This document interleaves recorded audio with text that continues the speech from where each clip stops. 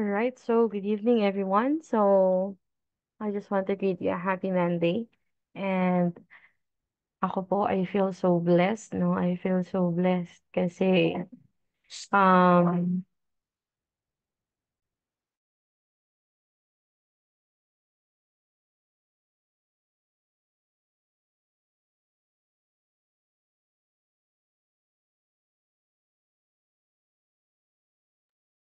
sorry po sa mga dog lovers diyan. Meron kaming dog sa bahay. So ayun, so a blessed Monday to all of us. I think um it's a good way to start a new week with a new learning. And as I can see here, we have 124 participants. So, welcome po sa ating free webinar. Before our speaker will start, I just want to introduce that this is a free webinar from the Shepherd Virtual Accountants and Bookkeepers.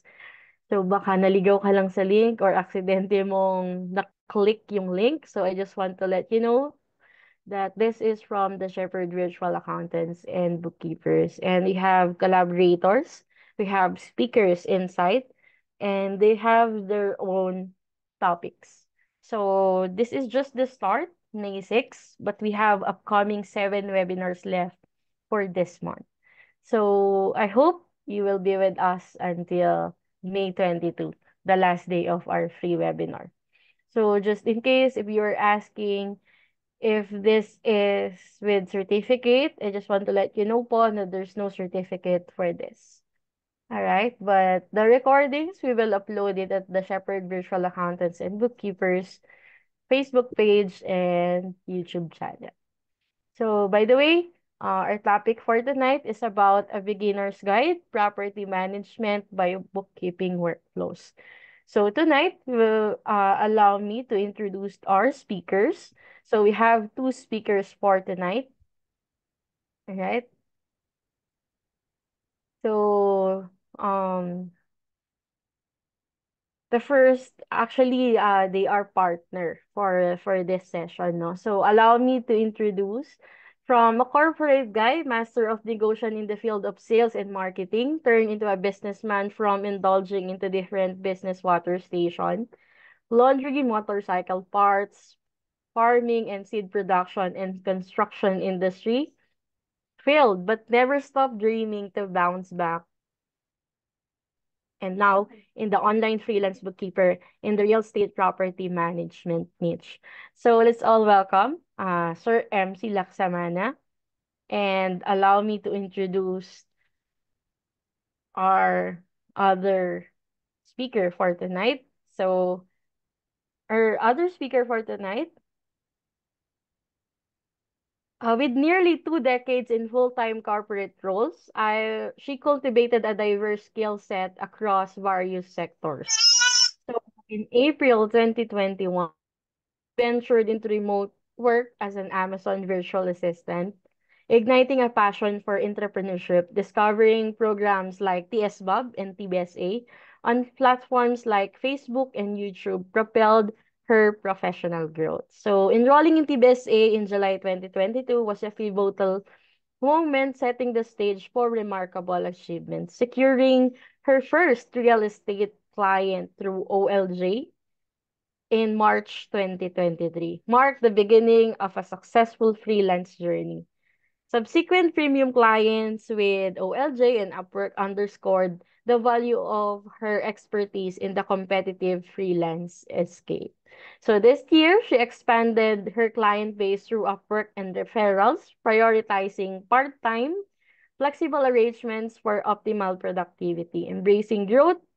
She started also outsourcing projects to enhance efficiency and Scalability. Scalability. So, as she continued to navigate remote work and entrepreneurship, she remained dedicated to delivering excellence, fostering partnerships, and seizing new avenues for innovation and growth. So, let's all welcome Miss Allen Gubalane for tonight. Ayan. So, ang haba, no? Ang haba ng ating intro. But by the way, maybe we don't know, no, that this two will be your future collaborators or employers or partners. So, um, again, are you ready? Kindly type one if you're ready.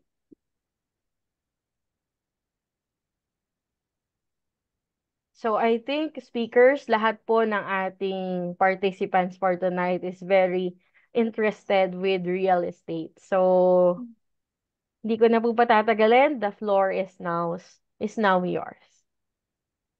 Thank you, Miss Rupa. Nakakagulat lang, no?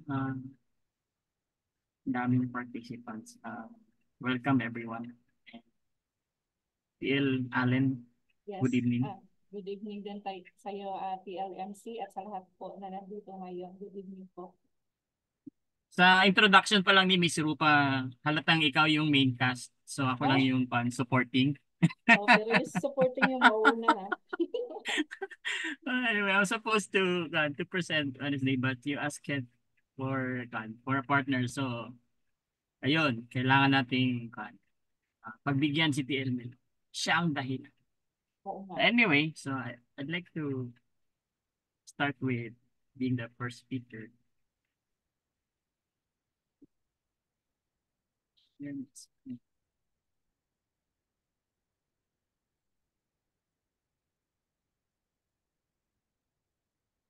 So, everyone is in the room. May I know kung sino ang batch 13 dito? Kindly type 0. Batch 13. Miss Rupa, yung ate po mga participants is coming from the community. Meron din po tayong mga visitors. Tama po ba? Yes, we have visitors. So we have from the TSBAB community, TBSA, and others. So kung visitor ka man at first time mong tinig dito, kindly type 1.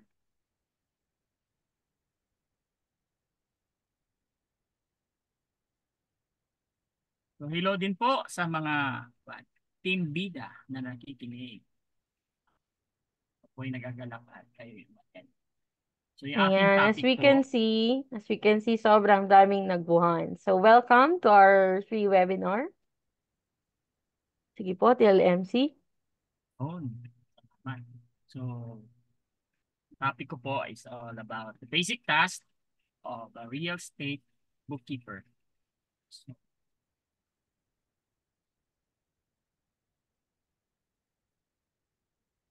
our objective for today is to be able to learn the task of a certain real estate bookkeeper, and these are the contents that we are about to tackle. So, first and foremost, we will define uh, real estate bookkeeping. Second is what are the 6 basic tasks of the real estate bookkeeper. Third, what are the different types of the real estate businesses. Fourth, we will indulge into discussing about short-term rental, fix and flip, and buy and hold, in which ito po yung naging experience ko being a freelance bookkeeper. So I will also show some samples of transactions where it will give you a glimpse of the property management as well. So I know TL Allen has prepared about TL Allen, what's your topic? Property management. Property management. So what is a real estate bookkeeping? So real estate bookkeeping is recording and managing financial transactions associated with real estate properties. So it is systematically tracking of income, expenses, and other financial activities.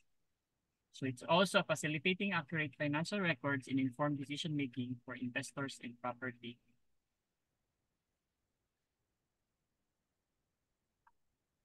professionals.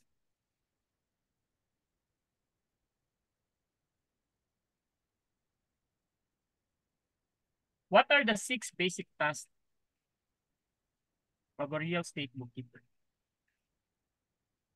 I know for sure some of you are experienced and an expert in their own field, and I believe these 6 tasks that you are doing is it's not an easy task. But as you go along, I know parang nagiging mani-mani na lang kasi it's a systematic flow. So ibig sabihin, regardless what your accounting system that you're using, whether it's a QuickBooks or a Xero, this implies, okay? So first is the setting up of chart of accounts. So in this process, we structure the list of financial categories. So we organize as the income, the expenses, the assets, and the liabilities.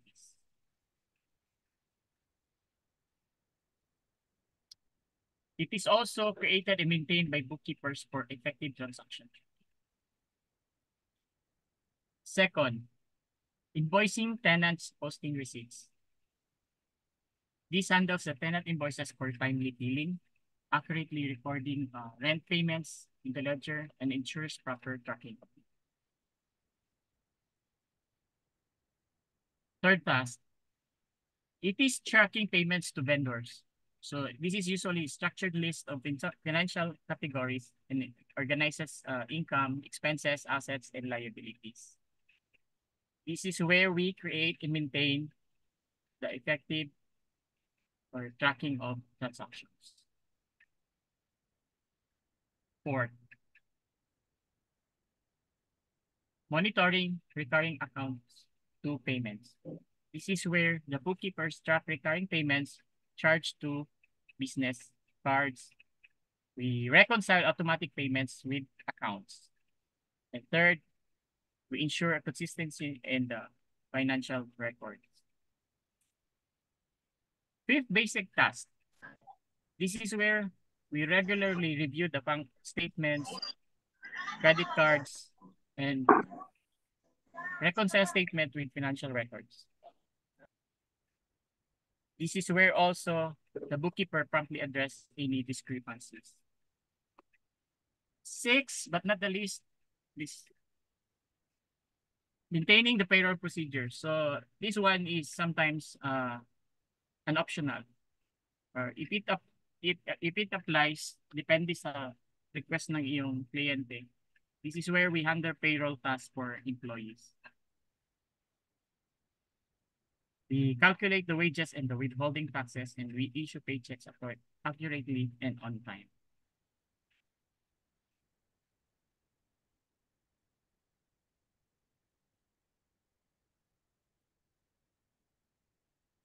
Nasusundan po ba? Kindly type 2 kung nasusundan po.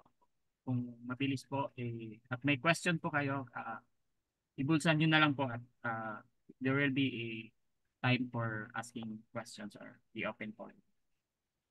So let's go into the types of real estate businesses. Number one is the residential estate companies. So these are example of these are single family homes, apartments, condominiums, townhouses, and other living arrangements. It specializes in assisting home buyers and sellers throughout the process of purchasing new and resold private homes.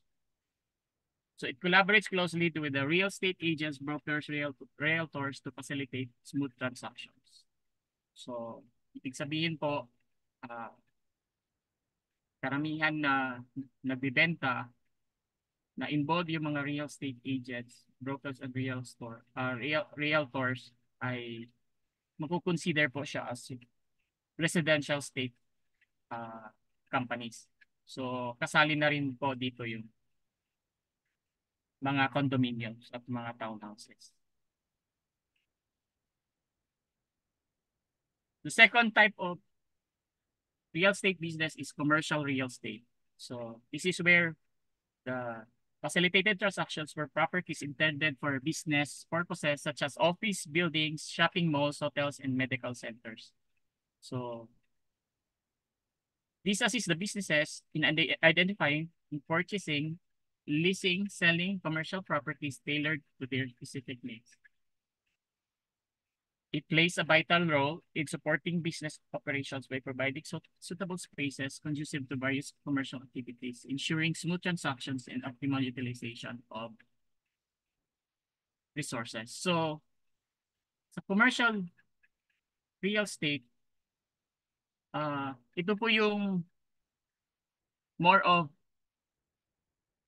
uh, services na napaparenta, no, kagaya ng mga office buildings, mga shopping malls, mga hotels, and other facilities like medical centers. So the facility itself is being rented to for businesses like this. And third, you have the industrial real estate. So this focus on properties utilized by industrial businesses for activities such as manufacturing, warehousing, distribution, and logistics. And it provides spaces tailored to support industrial operations, including factories, manufacturing facilities, research, development centers, and distribution centers. Medyo naduling po ako dito kung napapansin niyo po yung sa second slide. This is supposed to be the the the picture of industrial. So sa third slide po, ito po yung sa commercial. So most of the industrial real estate are mixed businesses which are into the factories, manufacturing facilities, research and development centers, and distribution centers. So kung mapapansin niyo po, ito po yung medyo most of the big companies are into kasi malakihan na po yung mga uh, investments dito and malakihan din po yung area na nagagamit dito. Fourth is the real estate investment. This specializes in identifying and pursuing real estate investment opportunities for clients or investment portfolios.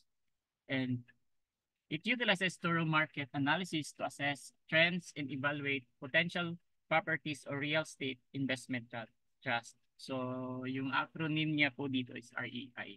So, real estate investment.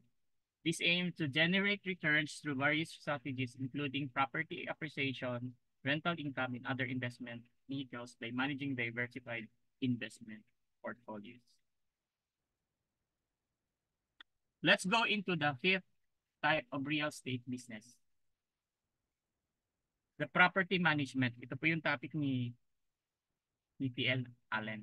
And this is where we manage the day-to-day operations of real estate properties, overseeing tasks such as tenant management, maintenance, rent collection, property upkeep, and properties are well maintained, profitable for owners by efficiently handling operational tasks and addressing tenant needs. So, under property real estate management, meron po siyang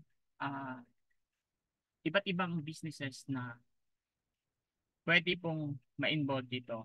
And one of it is the short-term rental properties. So, examples of these are Airbnb, VRBO, arbitrage, and the OTAs or online transaction agencies. Kung mapapansin niyo po, kung iba sa inyo medyo hindi pa familiar po, itong Airbnb po, ito po yung facilities wherein tinatawag nilang breakfast in bed, so vacation rentals, long and short-term rental businesses. Sa online transaction agencies naman po, kung mapapansin nyo, usong-uso na po ito kasi marami pong mga even hotels, mga pension houses na or even mga residential houses na pinapasok po nila sa OTA o online transaction agencies. Ito po yung kung maalala nyo po merong mga red doors. Iba yung pangalan ng hotel pero pag pumasok po kayo sa online at sino pong may hawak nun na online transaction agency, ang pangalan na makikita nyo lang po is Red Doors. Pero locally, iba po yung kanyang business name. So yun po yung mga paraan. So your rental properties collect revenue from OTAs. Payout systems often combine multiple bookings, making tracking very complex or even complex. So clearing integrates with OTAs and property management for automated revenue tracking. So this more of this might be discussed also for TL Allen. So let's go with the fix and flip. So fix and flip is a property management and real estate investment strategy. So this is a quite mixed strategy, and this is a popular real estate investment in most of the countries like US because it is where the investors purchase properties, renovate them, then sell them for a profit. So this is a profitable and rewarding investment strategy, but it requires careful planning, meticulous execution, and a keen eye for market trends. So if you buy a flip and have no intention of moving in and you fix up the property and flip it within 12 months, the IRS will treat you as an investor. So may mga strategies po na ginagawa yung mga CPA. So kaya ganito po siya ka-complex yung idea if you will go into fix and flip. So in other words, sa atin po para po siyang buy and sell. So bibili ako ng property, aayusin ko siya, tapos in right time, even after staging or having renovated the property, then I will sell. That's what we call fix and flip. Data pick, we have the buy and hold. This is also a property management and a combination of real estate investment strategy. So it's a long-term investment strategy wherein investor purchases a property and hold on to it for an extended period for the purpose of renting it out. So usually sa buy and hold, 5 years yung kanilang mga strategies and more.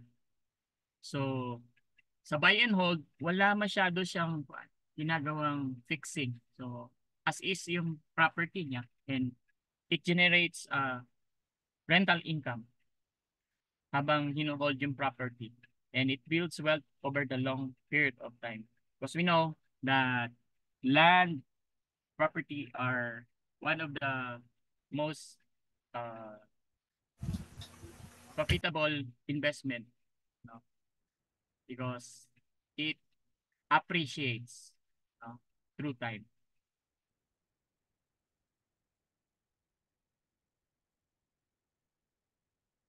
Okay, these are the transaction examples that we did in the past for certain company wherein nagkuhan po ako na work as a part-time doing a catch-up and clean-up transaction. So it's under Omida Corporation wherein the company has 4 types of businesses. They are into car rental, they are into property management, they are into short-term rentals, they are into a fix and flip. So kung mapapansin niyo po, numerous of properties they're having, and na-categorized na po siya. So meron po silang property track record at saka expense tracking for each property. And ito po yung nagiging guide namin when we do categorization and bank reconciliation and other stuff. So ito po yung nagiging guide namin kung paano po namin siya kinaklasify in terms of expense categorization. So sa bawat property po, binibigyan na po ng property manager kung anong klaseng transaction na pwedeng magkaroon sa bawat property. For example, so the first one, itong naka-orange. So, lahat po ito naka-fix and flip. So, lahat ng transaction dito po ay meron siyang carrying cost, meron siyang staging cost, okay? So, meron siyang holding cost. Sa rental, number 9, so Honolulu, this is purely rental. So, ibig sabihin, ito po yung mga properties na naka-short-term rental po. Okay? So, ito po yung libro. Ito po yung guide na paano kami ah, gumagawa ng aming reconciliation. So, dapat guided po. Coming from the chart of accounts. So, meron na po siya list. So, ito po yung mga sample transactions na ginagawa. These are on the go. So, ang click mo lang, uh, uh, makikita mo na yung category at saka property. So, with this type of complex transaction, imagine sa isang bank account lang, maabot ng mga 600 transactions. So, napaka-importante na meron kang workflow right system, which is ginagamit namin dito is Google Sheet and QuickBooks Online.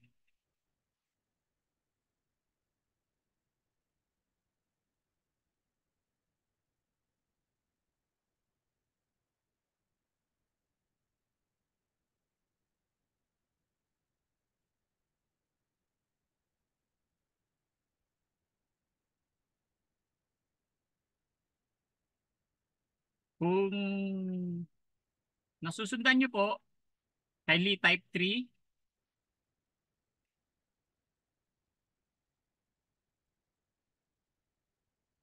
At kung meron po kayong question, pwede nyo pong i-chat at meron pong sasagot sa inyo ng mga kasamahan namin.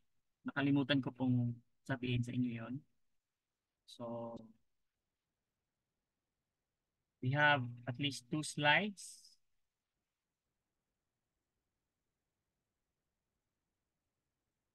So, this is how we enter the transactions into the QBO. So, it is being categorized based and classified according to property.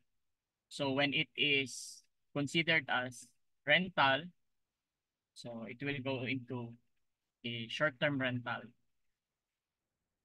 If it is considered a fix and flip property, then it will be categorized as a fix and flip property, and it is also being categorized as whether it is ang isang property is on a staging. When you say staging is on a refurbishment or maintenance stage, and there is also what we call carrying cost. So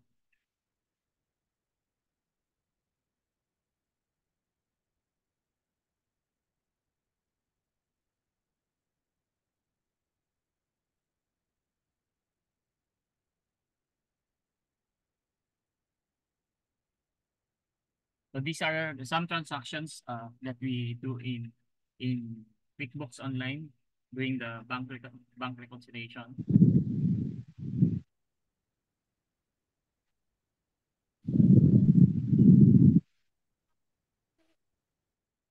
And that's it. Let's have the question and answer portion. Open Ito po forum na yung po first ba tayo? question. Is there a big Mr. Val? difference between desktop and online QuickBooks? I am enrolled in desktop QuickBooks today.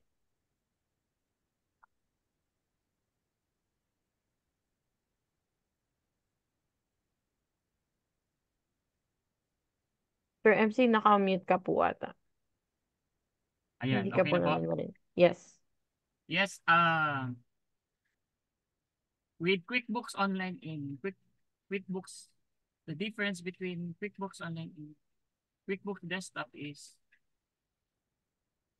wala ako masyado experience. Wala actually totally experience with QuickBooks Desktop. But as far as I know, ang difference nila is just ang QuickBooks Online is of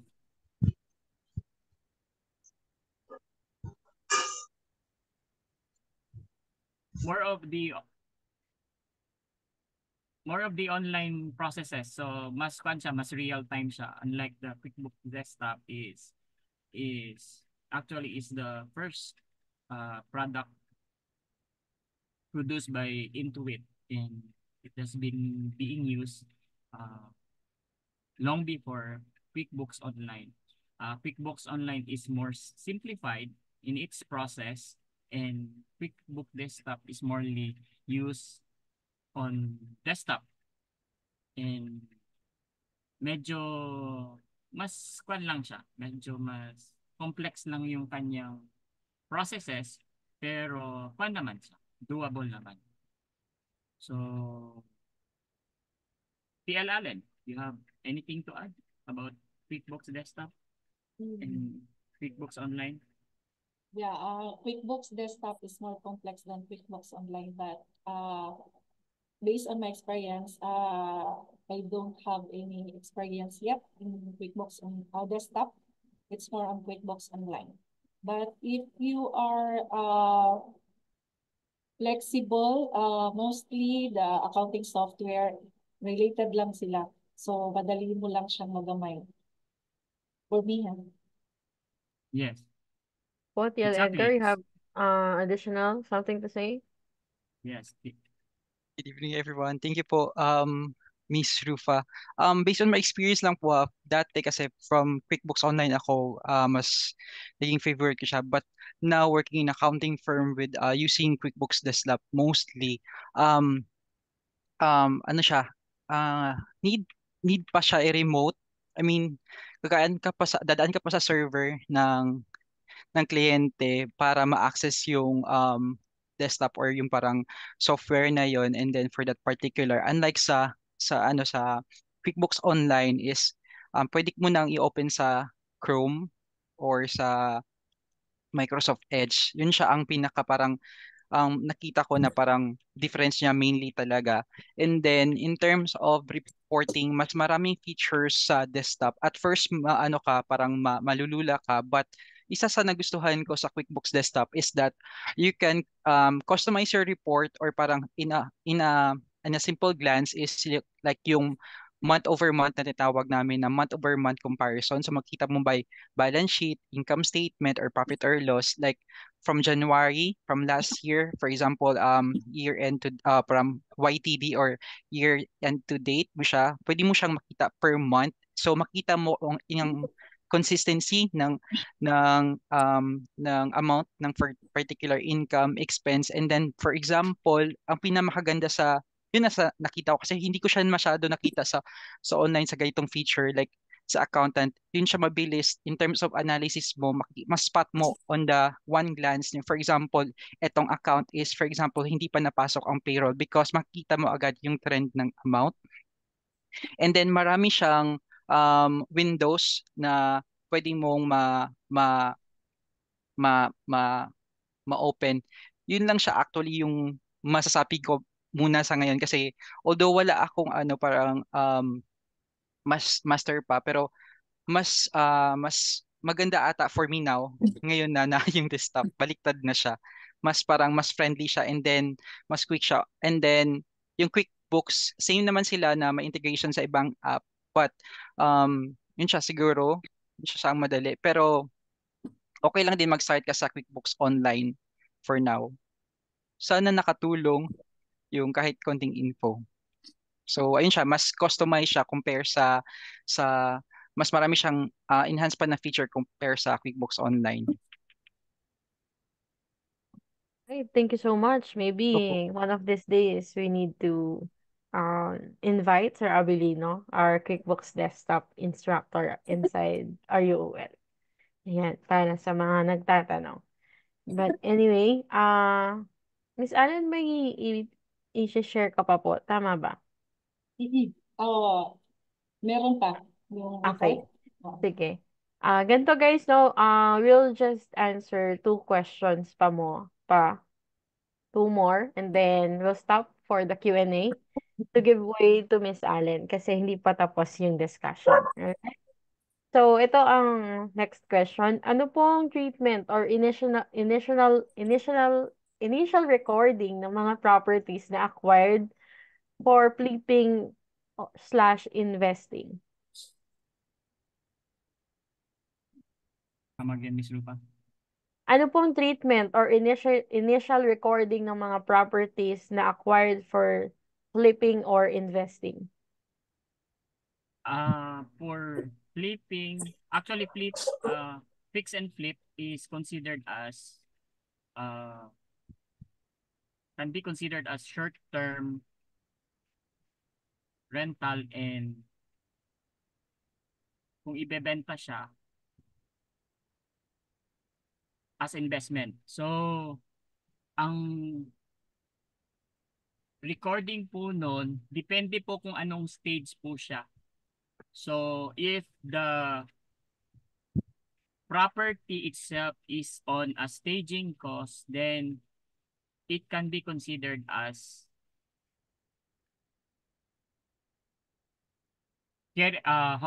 staging cost or carrying cost.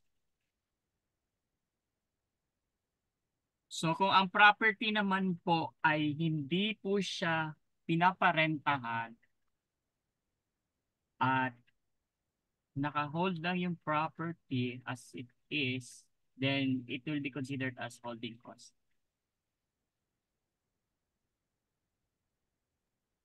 Po, next question and last question for this time we will entertain, no?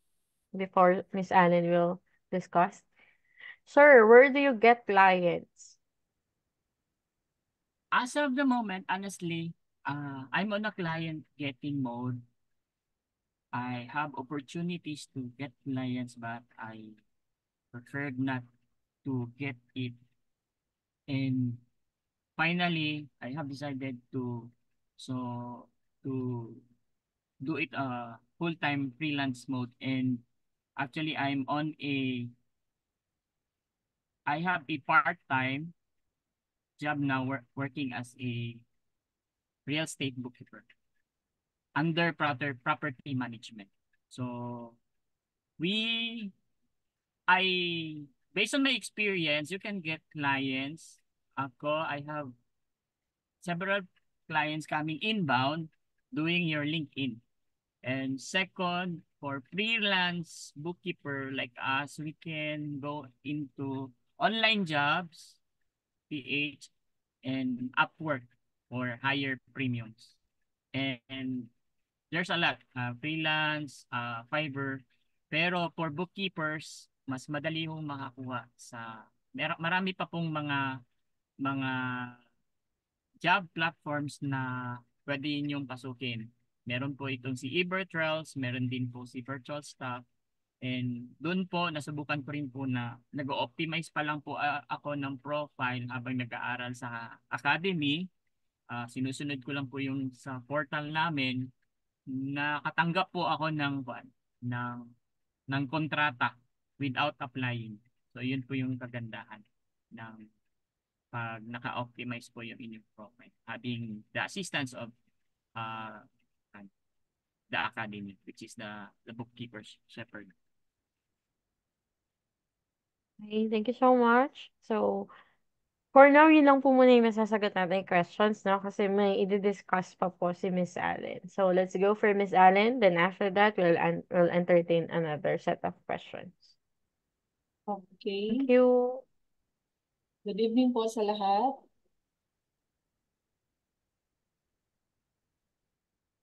Share ko naman yung screen.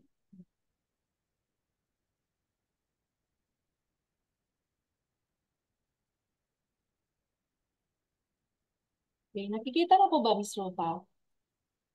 Hindi. Sir MC, Yung slide. stop share, Sir MC. Sorry. Option. Wait lang ha. Okay, I'll share my screen.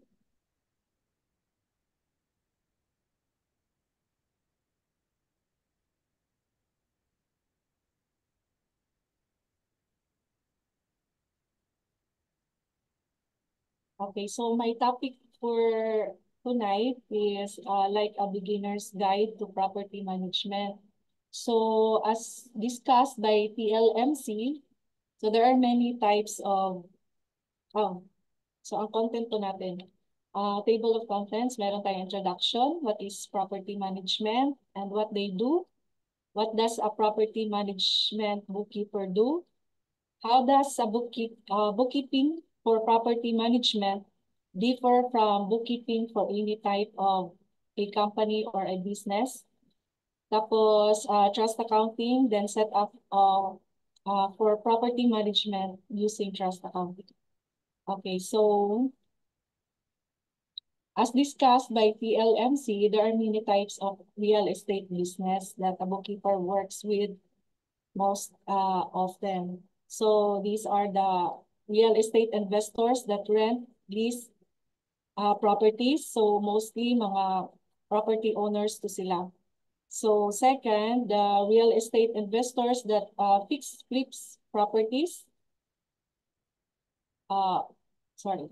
The next one is the real estate agents, real estate brokers, then property management companies. And today, this is my topic about property management. So what is property management and what they do? So property management, ito pala, for all the types of real estate business, yung iba, yung first four, pwede siya maging yung owner talaga, yung magmamanage ng first four. But yung last, iba siya. Kasi ano siya, like si PLMC, meron siyang property. Tapos busy siya, hindi niya ma-manage yung property niya. He will hire me to manage his property. So ito yung ginagawa ng property management. So based on my experience, the property manager does not own the property. They manage, and some meron din na property nila, own property nila, tapos they manage that on their own. So what is property management and what they do? So property management refers to the operations, control, and oversight of real estate, which includes residential, commercial, and industrial properties. So a property manager is responsible for ensuring that a property is well maintained and running efficiently, handling day-to-day operations such as rent collection, tenant relations, and maintenance requests. So property management collects rent on behalf of the property owners. So the property owners here are the landlords, and that is our clients. And the tenant is not our client, only the landlord or the property owner. So the property management pay expenses related to the running of the property from the collected rent. So they keep some of the rent collected as the management fee earned by the property management company, and then pay the remainder to each landlord or the property owner. And then every month, the property management company give a statement that details the payment to the landlord, which is the client. So every month, the property management company issue a owner statement that details how much the total income that they have for the month, like the accommodation fare, and then the expenses that is related in running their property. So next, what does a property management bookkeeper do? So the typical responsibility of the bookkeeper, ginagawa din dito sa property management.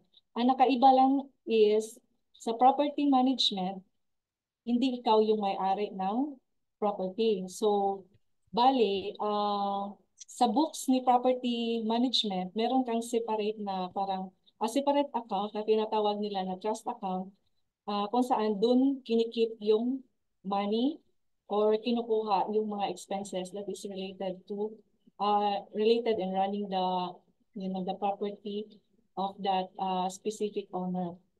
So the property management bookkeeper, they do financial record keeping, reconciliations as well, but medyo iba siya, yung flow, budgeting, reporting, ensuring efficient management of property finances. So the next one, the difference of bookkeeping versus common type of bookkeeping.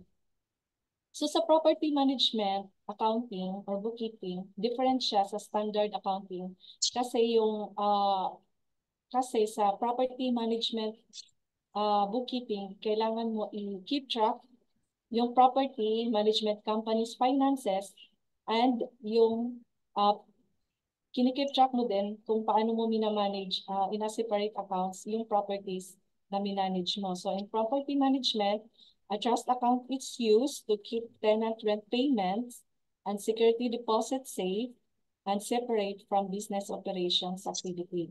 So mostly the property management company, they use a trust account to record the money that is not intended for the operation, but for the property. So using a trust account is critical. Property manager makes sure that your client's funds or the property owner stays separate from the property management business accounting. So sa property management books or sa financial records, ang ma-present lang doon sa profit and loss is the property management income and expenses lang. Walang ibang kasama na related doon sa mga landlords. So, yun yung pinagkaiba niya. Then, QuickBooks online setup for property management. So, as usual, before tayo mag-set up ng ng chart of accounts, meron tayong product and services, chart of accounts, tapos yung deposits, invoices, paying invoices, and then trust account statements.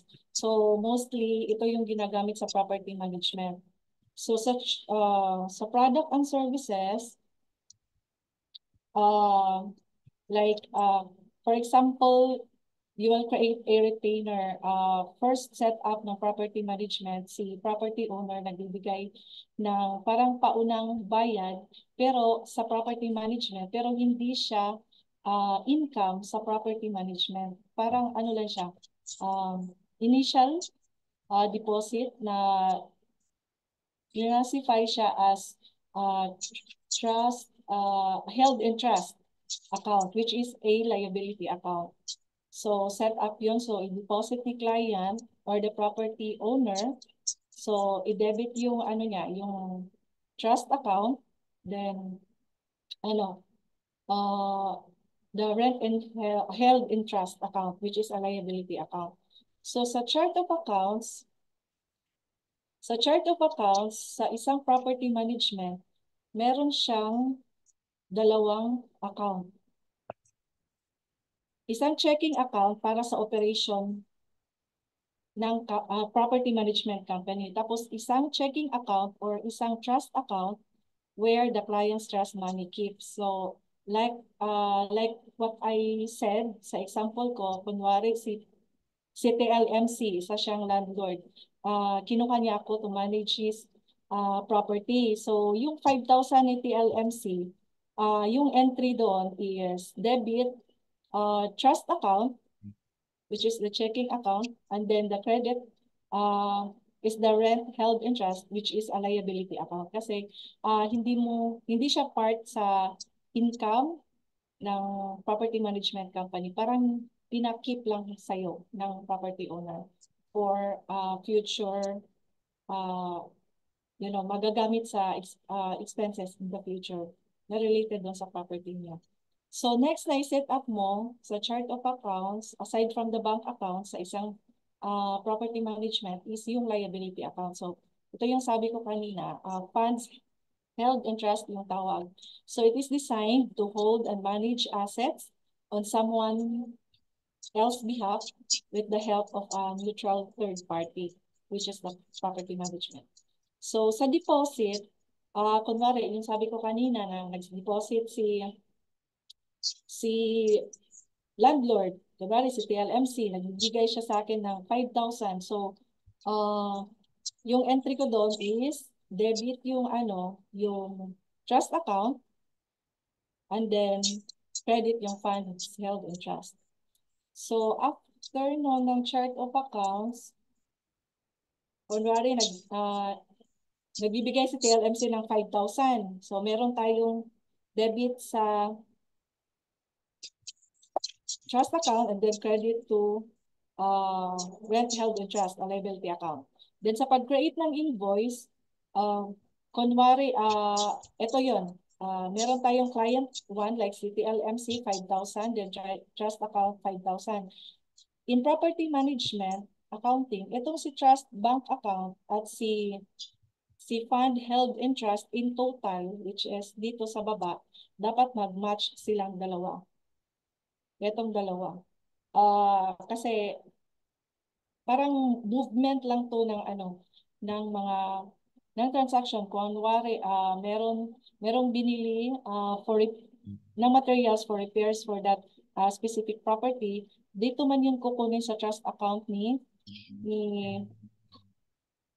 landlord or ni property owner. Then bawas din dito sa held and trust account niya. Then sa pag-pay ng bills, pag-pay ng paying invoices, kasi out man natin yung niya, yung invoice na create natin, dapat mag-zero out yun. So, based doon sa natutunan natin sa QuickBooks in creating invoice, di ba, i-receive payment natin siya once na meron na siyang bayad. So, mako-close yun na account. Then, yung amount na kinolect natin doon sa property owner, mapupunta siya dito sa checking account. Bali, income na yun ng property management. Parang ganun. So, deposit and creating invoices and paying invoices. So, ito parang step lang, guide how to create or parang workflow lang how to pay invoices. And then the last one is trust account statements. So, ang trust account statements, yung presentation niya is meron dong name sa property owner sa taas.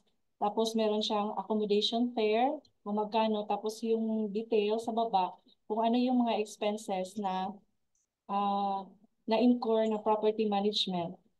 Because lahat ng mga expenses na na-incur ni property management for that specific property owner, ibabawas doon sa receivable niya. So at the end of the month, yung ma-receive ni property owner or ni landlord, net na doon sa lahat ng mga ginastos para sa property niya. Yun lang.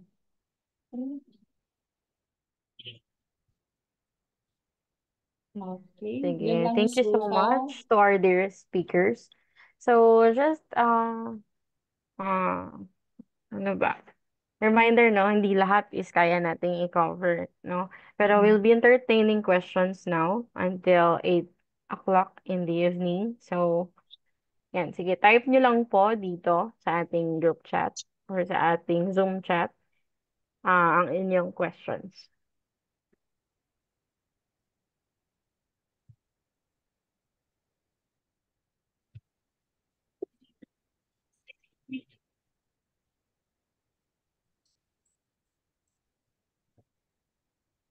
Po, it's your time to be here. I'm getting a clear understanding of how PM bookkeeping works. Kudos to the speaker. Ayun, kala ko po ay question.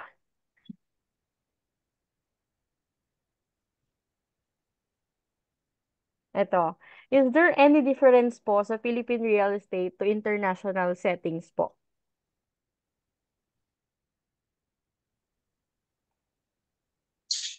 Any difference po sa Philippine real estate transactions?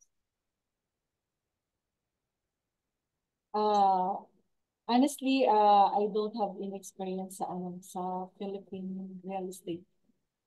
So more on anyone else? Anong particular na business? Kasi medyo malaki yung real estate. Kailangan magkaroon ng apple to apple comparison. Kindly expound.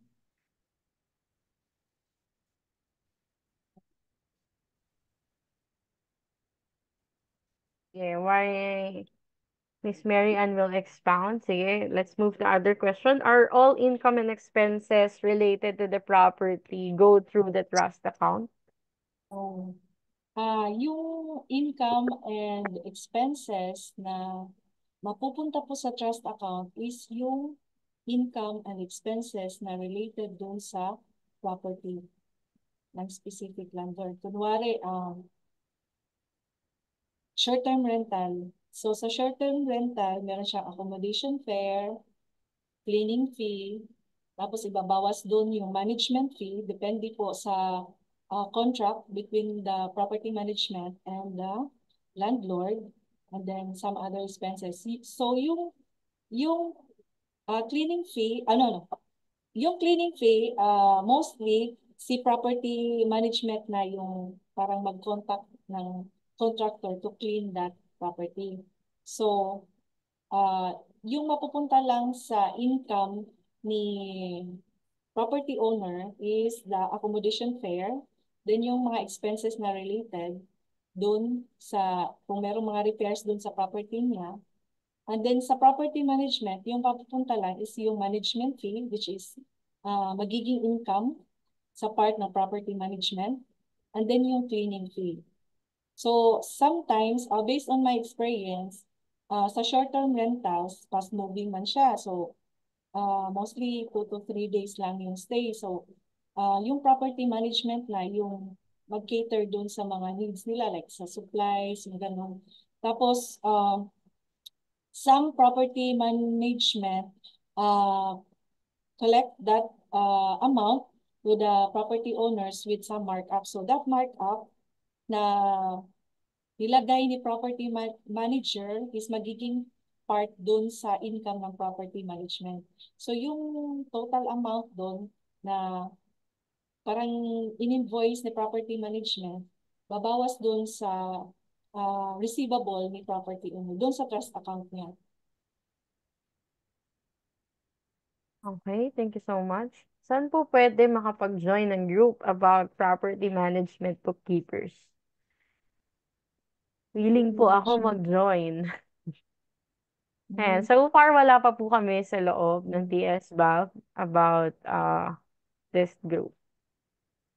Yeah, wala pa so far sa TS Bob or sa ano. But pwede kayong mag-connect sa amin if you have questions. Ayan. Next question, how much would the property management should charge to the property owner as their income? Mostly, they charge, based on my experience, 30% of the accommodation fee.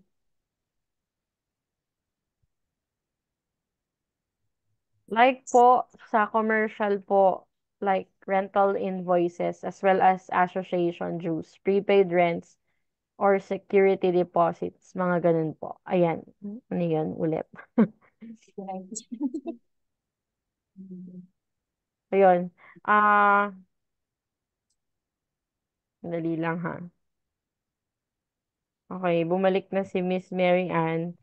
And ito yung tanong niya.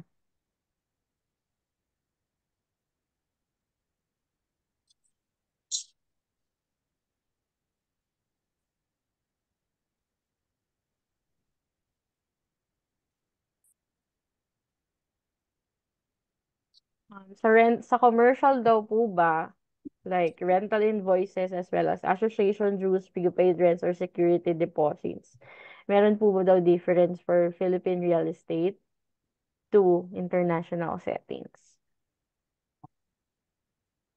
PLMC, yun yung tanong kanina. wala pa akong experience sa international eh.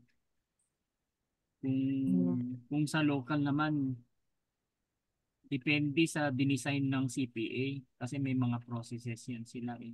So, bago pa man nagkaroon ng system, ginagawa na talaga ng chart of accounts para sa particular expense account. So, ganun lang kasimple, sundan lang yung paanong ginawa ng design or tailor fit na system na CPA. So, don't stress yourself. Sundin lang yung proseso. Kasi sa bawat account, unique talaga. So, kagaya na experience ko, meron ng car rental, meron pang fix and flip, may short rental pa. Tapos meron pang apat na business. So imagine mo, ang daming property, sabihin natin 30. And it is located in different countries. So, siya, yung tawag nito,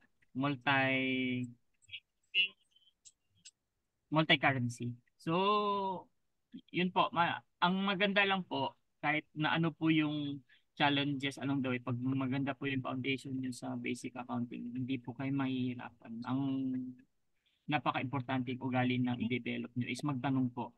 Kasi kayo po yung frontliner, kayo po yung hindi pwedeng magkamali. Being the bookkeeper, so kayo po nakakaalam lahat. So, pag mali po yung naging decision nyo, mali na din po yung magiging labas ng inyong report. So, yun lang po. Piece of advice. Huwag pong mahiyang magtanong. Saka wala naman pong perfecto. Nagkakamali din po tayo. Pero, paano po, yun lang po, magtanong at mag-research. Gawin yung ating. Yes, tama po yan, TLMC. Na-try ko din yan sa current client ko na isa lang siyang owner, tapos marami siyang, yung types ba ng real estate, meron siyang yung fix and flips, meron siyang doon. Merong ibang tawag yan sa real estate industry, which is the BRRR. So buy, ipo-purchase nila, i-buy, i-rehab yung property, tapos inere-rent out nila, and then refinance, and then repeat the process, buy, rehab, rent. And then meron din siyang property na under property management. So Paano yan ikaw, siya, TL? Combination ng fix and flip, buy and hold. Oo. So, magaling. Yun ang kagandahan sa mga like sa US, napaka-bright minds paano mag-strategize ng mga CPAs ng kanilang ng kanilang mga investment. So it's a combination of property management and real estate investment. So yan yung hindi natin nakikita dito sa Pilipinas. Kasi medyo nga ang practice natin dito. Iba kasi yung pamalakad ni BIR. Tapos Pwede tayong meron din siyang mag-business. meron din TL. siyang property na pinamanage niya dun sa iba while nakafocus siya dun sa fix and flips. So yung property management niya, bibigyan na lang siya ng owner statement. Tapos ikaw na bookkeeper, yun na yung i-record mo each month dun sa sa property na naka-under dun sa property management. Ayan, thank you. So let's just cater 3 more questions before we end. Iisa lang po ba dapat ang bank account ng property management company? Hindi siya pwede. Ewan ko kung ano nang mukha ng bookkeeper pag isang lang, isang checking account. Requirement po talaga sa isang property management company na meron siyang 2 to 3 accounts. Tapos sa 2 to 3, meron siyang trust account dapat. Kasi doon ikikip mo yung money ng mga property owners. Yung iba parang checking account and operation account na lang or operational account for the property management. Iba talaga po. Requirement ko talaga yun. Ayan. Possible po bang ang property manager siya na rin ang bookkeeper? If yes, how many clients or properties ang kaya niyang i-handle at the same time? Pwede naman kasi meron tayong mga, anong tawag dito? Yung mga property management accounting software na ah, doon na mismo yung accounting system nila. Hindi kagaya ni QuickBooks, kailangan mo pa siya i-integrate to other third party integrations. Based sa experience ko ha, yung parang bookings nila nandun sa Guesty. Tapos si Guesty,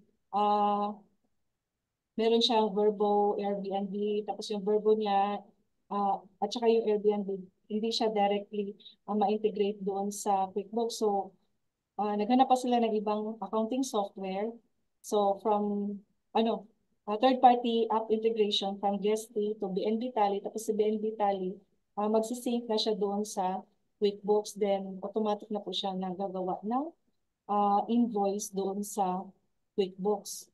Pero dapat yung BNB Tally mo nakamap ng tama doon sa Guesty kung ano yung mga setup doon para pagdating sa QuickBooks, tama yung magawa niyang invoice. Ayan, thank you so much. And this would be the last question. TLs, any tips po sa gusto pasukin ang niche na ito po? Tips. Tell MC, tips. Number one, mag-aral, pumasok sa academy. Kasi it will, SQL. it will, tawag nito, fasten the learning. Kasi kailangan mo talaga ng community. Whether you like it or not, sometimes when we apply, minsan nag-apply ka ng pan, may may may magtatanong at magtatanong pa rin ng ibang pan eh. Alam mo 'yun, ng ibang need. So it doesn't mean na pag nasa real estate ka lang doon ka lang mag-focus. Kailangan pag online bookkeeper ka, dapat ka Let's proactive ka sa see. learning, not only on one niche. Okay? So, again, tell me lang na. So, nag-aaral siya ng zero. QuickBooks, pero zero ang naging first client niya. So, ganun po. Kailangan po. Pero it doesn't mean naman po na kailangan yung mag-aral agad kung wala namang budget pa, no? So, nasa sa inyo lang po, marami, yun po kagandahan kasi marami pong mga available learning Source. materials kahit na hindi pa kayo at nakasunod kayo sa community at may mga free learning materials din po na binibigay. So, nasa sa inyo po yung bola kung paano nyo po siya ah, gagamayin. Yes, Yan na tama rin. po yan, TL. Oo, tama po yan. Dapat po aralin natin. Kasi based din sa akin, hindi ko niche yung RE, yung property management. Hindi ko siya naging niche. Yung niche ko nung una is e-commerce. Tingin ko parang hindi ako doon na nag-click. So, nag-iba ako ng niche. So, yung first client ko is RE. So, uh, yun din, aaralin mo pag nandun ka na kung ano yung process, yung flow, para maging tama yung ano mo. Tapos yung community support, very important po siya. Kasi tulad ko, wala akong direct experience sa real estate, sa property management. Pero meron tayong ibang mga kasamahan dito sa community na very humble, and then they are willing to share kung ano yung mga natutunan nila. So, yun. Parang nagiging ano mo din yun na ah, i-continue mo, natahakin mo yung bagong niche na yun. Yun. Kailangan talaga aralin. Thank you so much for tonight and to our 214 attendees. And before we end, I just want to share two things na pwede niyong abangan sa loob. Ayan. So, I just want to flex our upcoming event inside the Shepherd Virtual Accountants and Bookkeepers. We have Virtual Bookkeeper Talks 2024, and it will happen on May 25 this May 25, 2024 at Pearl Hall, Simo Inotech, Quezon City. So, by the way, we have 10 speakers here. We have Jenny Galang, Attorney Arnold Abdua, sa lahat po ng nagpipick pa dyan. We have Miss Marge Aviso, Nikki Abilar, JC Tan, Marian Labonete, Jack Cantos, Karen Gatchet, Jonathan Ruiz, and Regina Alves. Actually, these 10 speakers have their own expertise. Ayan, so one of the expert in real estate is Miss Regina. So, ayan, if you're interested to join our upcoming event, we are inviting you to join us and we'll see you there. So, for more inquiries, pwede niyo po kaming i-message sa aming FB page. And here's more. So, sabi ko nga, this is a good start to start the week. So, meron pa akong announcement para po sa inyo. So, this is just the day one of the free webinar. We have 8 more. Ayan. This month. So, pull out ka lang ang aking note. So, we have another free webinar on May 8, 2024. So, same time, 7 p.m.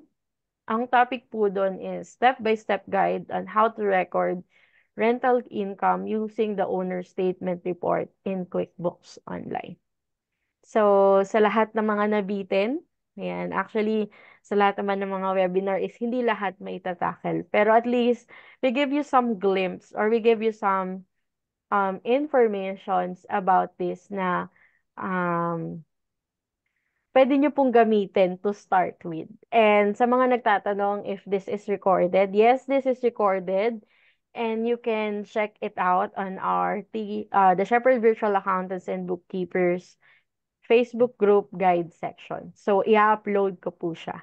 So, again, see you for another free webinar on May 8, 7 p.m. And our topic would be step-by-step guide on how to record rental income using the owner statement report in QuickBooks Online.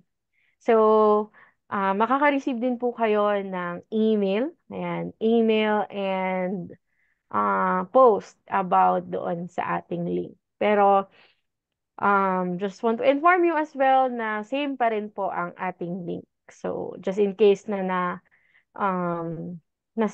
nyo na siya. Ayan. So, I hope you had a great night with us tonight. And thank you to our dearest speakers, Miss Allen and Sir MC. Thank you din, Miss So, Rupa. Thank you po sa thank inyong you. lahat. Thank you, Miss Bye. Rupa. Thank you, everyone. Thank you.